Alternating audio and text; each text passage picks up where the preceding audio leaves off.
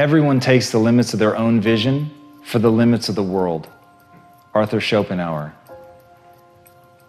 There is all around you right now the reflections of your world belief. They're so ever present that you don't even see them. All the assumption that you've made about the world, the things that are possible, what you're capable of, who you are, the very definition of what it means to be alive, all of it is completely invisible. And you're mistaking what you have for what could be. And once you break free of that, once you understand that right now you're a moment in time and that you have latent potential, and that latent potential can be expressed in the form of skills, that you can get good at things, that you can develop yourself in any direction, that brain plasticity alone is one of the greatest weapons that you're not using. But you have to move beyond what you can perceive today. You have to begin to look beyond that and see that which doesn't yet exist. And you have to remember that many of the things that are holding you down are rules that you don't even realize are rules. And as General Douglas MacArthur said, you're remembered for the rules you break. And right now, you're following rules that you don't even realize exist. And some of those rules are simply what is okay to dream. But I'm here to tell you, the power is in recognizing that you can do it. The power is in having the arrogance of belief. The power is in understanding that you, yes, you are going to be capable of something simply because you are willing to believe in yourself. And that's the thing, it's a willingness to believe in yourself. No one's gonna give it to you. Even the people that love you, they're not gonna give you that. They're incapable of giving it to you. People cannot see past their limitations, and they take them for truth. People actually believe the things that have stopped them will forever not only stop them, but they will stop other people. How can they hope to give you anything but limitation? So if you know that even the people that love you, what they're handing you is limitation with the best of fucking intentions, with all the love in the world, how are you going to break out of that? How are you going to break past those rules? How are you going to fight the anxiety that inevitably comes your way when you think about going against the grain? But my friends, until you can do that, you can never get beyond the bullshit that limits you. If people said gravity is what it is, we never would have reached escape velocity. And yet, as a species, we have been able to hurl a fucking rocket into space, get it outside of gravity, take us to other planets. That is real only because somebody said, I refuse to be held down by the most obvious rule that we have, the one that everybody says is beyond reproach, and that is gravity. But even gravity will break under the weight of a superior will. So recognize, as Epictetus said, if you want to improve, be content to be thought foolish and stupid. Can you be content to be thought foolish and stupid? Or do you allow yourself to be caged, to be hemmed in by what other people think? And look, I get it. I understand the sting of contempt. I understand how much it sucks when someone you respect doesn't respect you. But you cannot be anything more than their captive if you think about what they think about you. If you let yourself be defined by what other people perceive of as you, then you will forever be limited by what they give you permission to do. I'm convinced that while virtually everyone you're ever gonna meet, they will tell you that they want to do something great with their life. They'll tell you that they've got big dreams, they've got plans, and they're gonna make it happen. But they can't take criticism. They're not willing to look at what they're doing wrong. They're not willing to admit that everything is their fault, but it's just a frame of reference. And if they would change that frame of reference, it would change everything.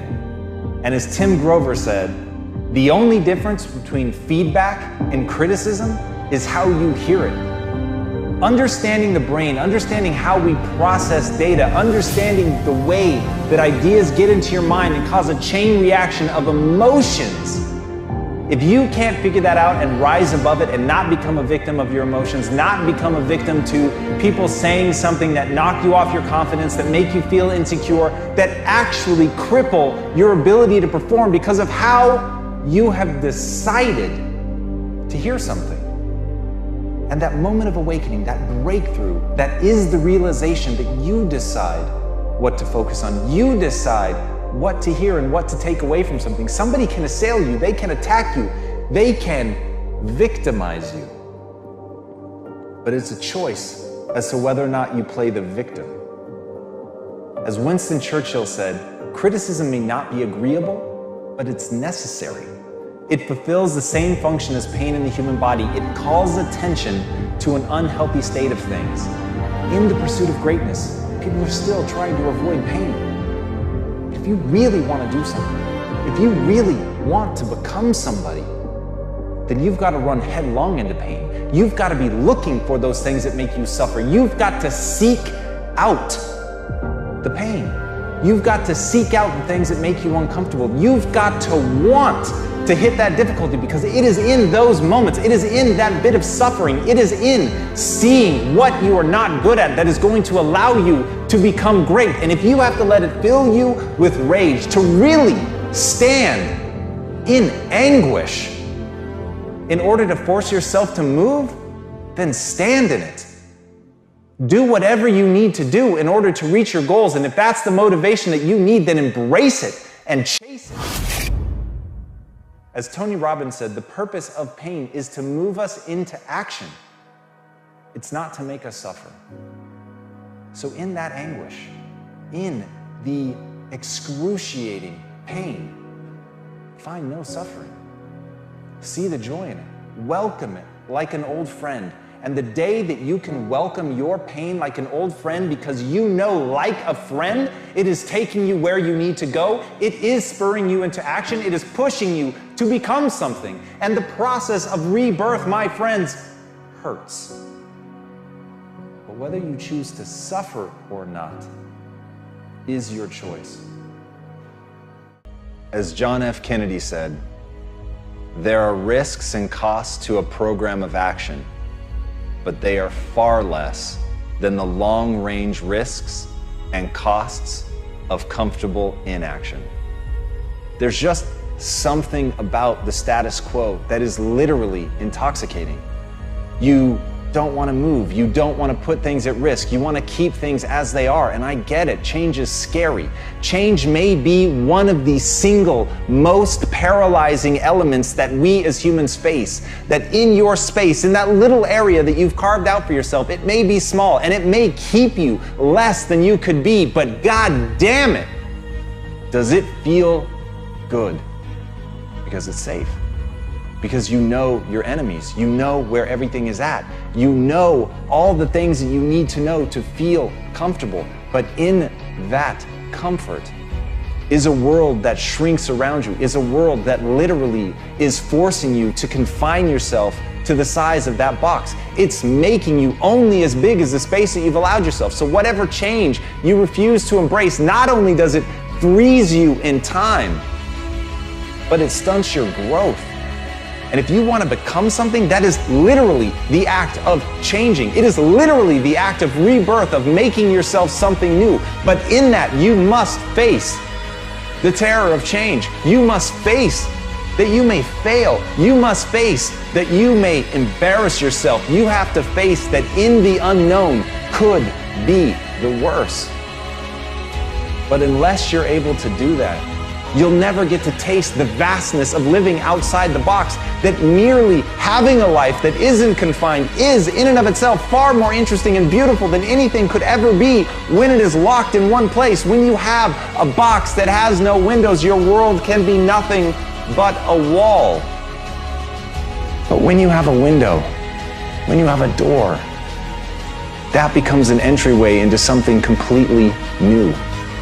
And as Pablo Picasso said, action is the fundamental key to all success. So if you want to succeed, if you want something more for your life, you have to be willing to walk through that door. And if you're in a box that has no door, then you've got to be willing to kick one open. You've got to be willing to claw through feet of concrete if that's what it takes to get on the other side. But you've got to be willing to push yourself out of that comfort zone to find out what could be, to take control of your destiny and realize the fundamental human truth. Only you control what you can be. And if you want to escape, the one thing you need is belief. And as Phil Knight said, belief is irresistible.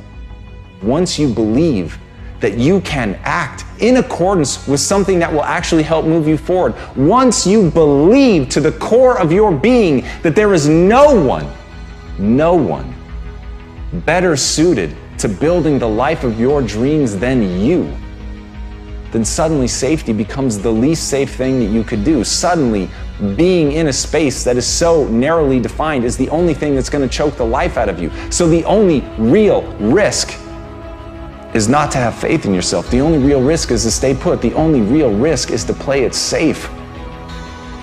So my friends, find that belief in yourself. Take that risk. Act. Move. Do something. Define a new life. Build a new you. That's the key to success.